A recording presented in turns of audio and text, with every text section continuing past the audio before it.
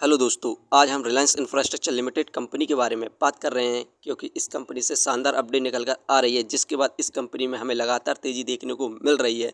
और साथ में ही इस कंपनी से जो बैड न्यूज़ निकल कर आती है उसको भी हम देखेंगे, क्योंकि इस कंपनी पर केस चल रहा है। उससे रिलेटेड इस कंपनी की डेट को इंक्रीज़ किया जाता है और उससे बैड न्यूज़ निकल कर आती है, जिसके बाद हमें इस कंपनी में शानदार गिरावट देखने को मिलती है। हम दोनों के ऊपर बात करेंगे, तो आइए वीडियो को स्टार्ट करते हैं।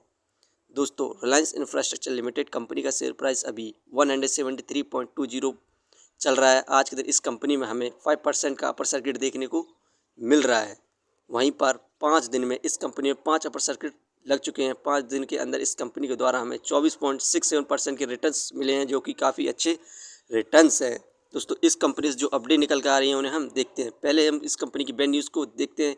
यहाँ पर ईडी के द्वारा रिलायंस इंफ्रास्ट्रक्चर की कंपनियों के 13 बैंक अकाउंट को सीज कर दिया गया है फॉरेक्स वायलेशन के तहत, जिसमें कुल संपत्ति 54.8 करोड़ थी। यह 13 bank account FEMA section 37A के तहत किए गए हैं। और साथ में ही यहाँ पर अनिल अंबानी के बेटे को यहाँ पर सीबीआई ने फाइल चार्जशीट दायर की है। उनके ऊपर बैंकों के साथ फ्रॉड करने का आरोप लगाया गया है, जिसमें टोटल संपत्ति 15,380 करोड़ बताई जा रही है। और साथ में ही यहाँ पर ईडी के द्वारा अनिल अंबानी के एसेट्स को यानी 8,997 करोड़ को अभी तक यहाँ पर मनी लॉन्ड्रिंग केस में ईडी के द्वारा जब्त कर लिया गया है। यहाँ पर ईडी के द्वारा उनके ऊपर बैंकों के साथ फ्रॉड करने पर यहाँ पर 17,000 करोड़ का बैंक फ्रॉड किया है।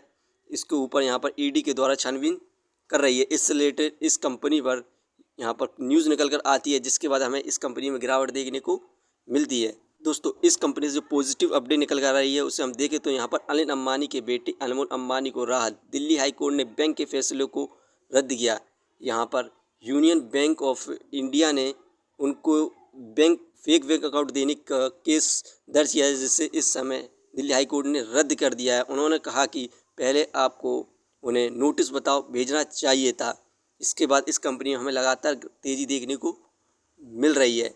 इसे हम फाइनेंशियली देखें क्वार्टरली बेसिस पर, तो यहाँ पर इस कंपनी को सितंबर में 3,527 करोड़ का प्रॉफिट गेन किया, जो कि अच्छा खासा प्रॉफिट गेन किया था। दिसंबर में लॉस हुआ 3,199 करोड़ का। मार्च में शानदार प्रॉफिट गेन किया 8,232 करोड़ का। जून में 294 का। जो सितंबर क्वार्टर का रिजल्ट आया 2,553 करोड़ का। यहाँ पर क्वार्टरली बेसिस पर प्रॉफिट इंक्रीज़ हुआ है और एक कंपनी फाइनेंशियली बेटर है। और साथ में ही अब ये कंपनी फंड को जुटा रही है, जिसके बाद ये अपने बिजनेस में इन्वेस्टमेंट करेगी और कंपनी में अच्छी खासी तेज़ी देखने की मिलने की संभावना है। और आने वाले 2026 के एंड तक इस कंपनी का शेयर प्राइस लगभग 500 को क्रॉस ईजिली कर जाएगा, क्योंकि यहाँ पर आप देख सकते हैं ये क्वार्टरली बेसिस पर शानदार प्रॉफिट गेन कर रही है और इस कंपनी के फाइनेंशियली और फंडामेंटली बेस्ट है। दोस्तों, ये वीडियो सिर्फ एजुकेशन पर्पस के लिए थी। यदि आप किसी भी कंपनी या स्टॉक पर इन्वेस्ट करते हैं तो एक बार अपने फाइनेंसर्स और एक्सपर्ट की सलाह जरूर लें। यदि कंपनी के बारे में जानकारी सही लगी हो तो हमारे चैनल को सब्सक्राइब करें, जिसका नाम है स्टॉक एनालिसिस। धन्यवाद।